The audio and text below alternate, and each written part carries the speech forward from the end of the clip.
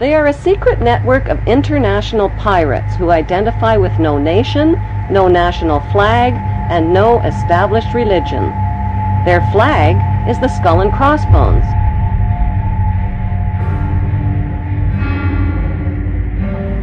Did the world wars, revolutions, and big events of human history evolve naturally, or were they calculated and pre-planned?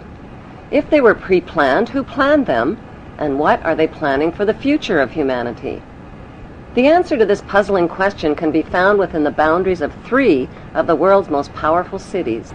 Those 3 cities belong to no nation and pay no taxes. They are Washington's District of Columbia, which is not part of the city of Washington or of the United States, the inner city of London, which is not part of London or England, and Vatican City, which is not part of Rome or Italy. These cities, called city-states, have their own independent flag, their own separate laws, and their own separate identity.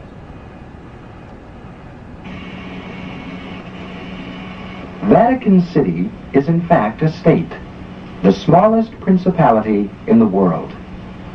It lies on the banks of the Tiber, completely surrounded by the city of Rome. Its status as a separate state emerged from the Lateran Agreements of February 1929. It has its own newspaper, postal service, radio and television station, its own flag, and a population of about 1,000. The Vatican also has its own army of Swiss guards, and it even has its own prison. The Vatican rules over approximately 2 billion of the world's 6.1 billion people. The colossal wealth of the Vatican includes enormous investments with the Rothschilds in Britain, France, and the USA, and with giant oil and weapons corporations like Shell and General Electric. The Vatican solid gold bullion worth billions is stored with the Rothschild-controlled Bank of England and the U.S. Federal Reserve Bank.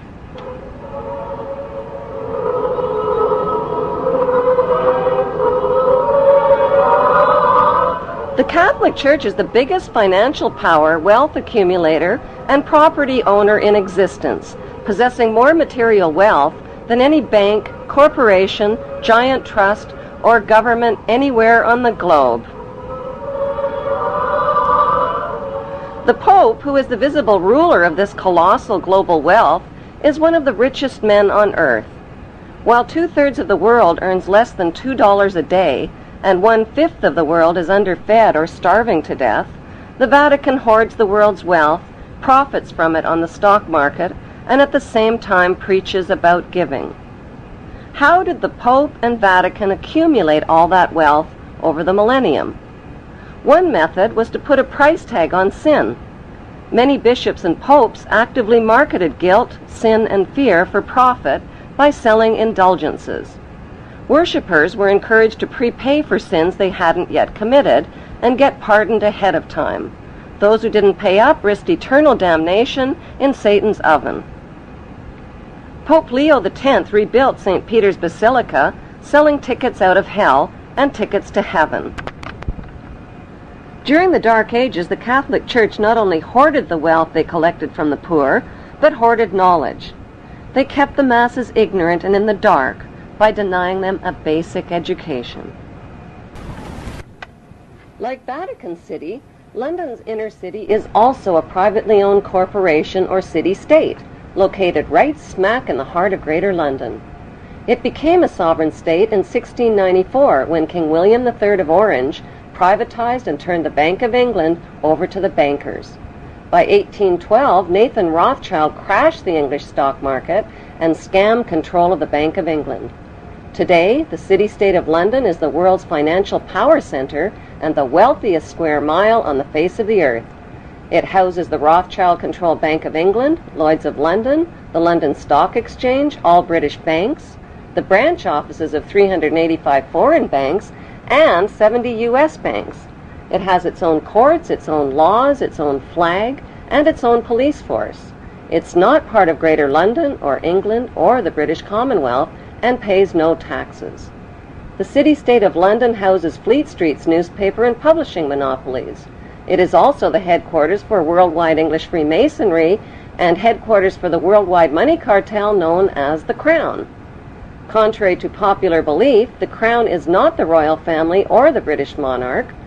The Crown is the private corporate city-state of London. It has a council of 12 members who rule the corporation under a mayor called the Lord Mayor. The Lord Mayor and his 12-member council serve as proxies or representatives who sit in for 13 of the world's wealthiest, most powerful banking families. This ring of 13 ruling families includes the Rothschild family, the Warburg family, the Oppenheimer family, and the Schiff family. These families and their descendants run the Crown Corporation of London. The Crown Corporation holds the title to worldwide Crown land in Crown colonies like Canada, Australia, and New Zealand. The British Parliament and the British Prime Minister serve as a public front for the hidden power of these ruling Crown families. Like the city-state of London and the Vatican, a third city-state was officially created in 1982. That city-state is called the District of Columbia and is located on 10 square miles of land in the heart of Washington. The District of Columbia flies its own flag and has its own independent constitution. Although geographically separate, the city-states of London, the Vatican, and the District of Columbia are one interlocking empire called Empire of the City. The flag of Washington's District of Columbia has 3 red stars, one for each city-state in the 3-city empire. This corporate empire of 3 city-states controls the world economically through London's inner city, militarily through the District of Columbia, and spiritually through the Vatican. The Constitution for the District of Columbia operates under a tyrannical Roman law known as Lex Fori, which bears no resemblance to the U.S. Constitution. When Congress passed the Act of 1871, it created a separate corporate government for the District of Columbia. This treasonous act allowed the District of Columbia to operate as a corporation outside the original Constitution of the United States and outside of the best interests of American citizens. In the War of 1812, the British torched and burned to the ground the White House and all U.S. government buildings, and destroyed ratification records of the U.S. Constitution. 1 century later, a corrupt U.S. Congress committed the biggest theft in world history. They passed Paul Warburg's Federal Reserve Act in 1913, handing over America's gold and silver reserves and total control of America's economy to the Rothschild banksters. Most Americans still believe that the Fed or Federal Reserve is the government. It is not. The Fed is a privately owned banking system whose majority Class A shareholders are the Rothschilds, Warburgs, Kuhn and Loeb, J.P. Morgan, Rockefeller, Israel Seif, and the Lehman Brothers. This private banking cartel is the Fed and is never audited and never pays taxes. They print and design America's money, which displays their symbols of an Egyptian pyramid, a Masonic all-seeing eye, and the words "In God We Trust." Who exactly is the God they trust? They also collect American taxpayers' money through the IRS. Then they loan it back again with interest to pay for roads, bridges, and other public works. American presidents are handpicked and financed by these special interest power groups. Like George W. Bush, John Forbes Kerry, whose initials are JFK, is a member of Yale University's Skull and Bones Brotherhood. The Forbes part of John Kerry's name identifies his descendancy from Captain Robert Bennett Forbes, who was a drug runner for the Rothschilds' opium drug trade with China in the 1800s. At the center of each city-state is a towering, phallic-shaped stone monument called an obelisk that points skyward. In D.C.'s city-state, the obelisk, known as the Washington Monument, was dedicated to Freemason George Washington by the Freemason Grand Lodge of the District of Columbia. The secretive Brotherhood of Freemasons laid the Washington obelisk's cornerstone in 1848 and contributed 22 Masonic memorial stones. 250 Masonic lodges financed the Washington Monument obelisk, including the Knights Templar Masonic Order.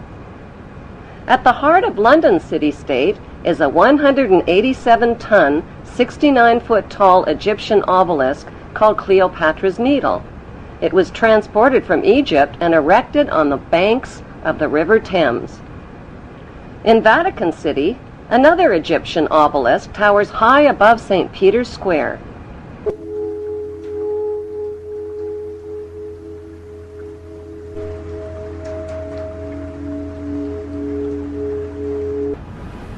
What exactly is an obelisk? Obelisks are phallic-shaped monuments honoring the pagan sun god of ancient Egypt called Amun-Ra. The spirit of this pagan god is said to reside within the obelisk. Obelisks symbolize the phallus and fertility. At the base of the obelisk is a sunwheel circle symbolizing the vagina.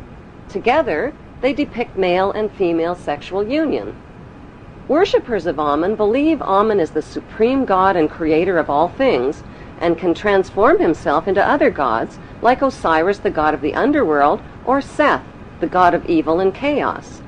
Since vowels were interchangeable in the biblical Hebrew language, Amun can be spelled A-M-E-N, A-M-O-N, O-M-O-N, or A-M-U-N. Why in the world would the Vatican, a fortress of Puritan Christian values, erect a monument symbolizing the pagan god Amun and sexual intercourse right in its own front yard? There are 3 books which clearly map out the Zionist plan for world domination. The Bible, written by Hebrews, Morals and Dogma, written by Freemason Albert Pike,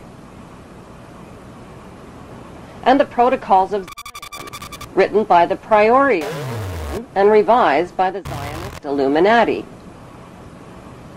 All 3 books describe the plan for an apocalypse or Third World War, which will give birth to one world empire and one world leader. This one world leader is called the Antichrist.